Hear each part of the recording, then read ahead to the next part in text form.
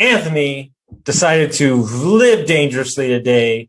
And he said, what are we going to talk about? And I said, I don't know. I'm going to talk very loudly in the beginning and think of it simultaneously. And what we're going to talk about.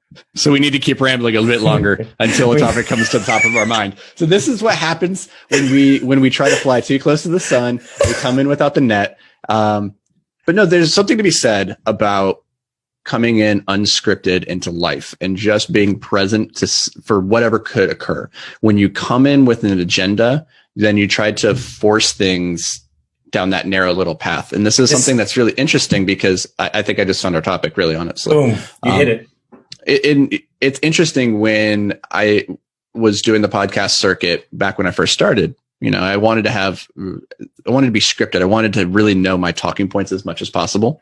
And so then every podcast was exactly the same. And I remember doing a day where I did like 7 podcasts in a row and I just kept telling the same stories over and over and over. And I was like, oh, this sucks. This is boring. Like I'm tired of telling these same stories, but it's because I wasn't present. It wasn't just coming in and saying like, let's go wherever this may lead.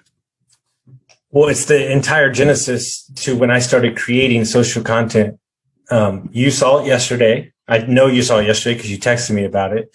So I'm interested to hear your thoughts on it. The Kyle Cease, Tom Bellew interview. When I started creating, I saw that interview and it was how I created my podcast or kind of my framework for it, where I didn't want to have a context. I just wanted it to be what it be and I'd be present in the moment. So I'm curious your thoughts on not having a context lens to push an idea or agenda down. And he talked about that a lot in that interview.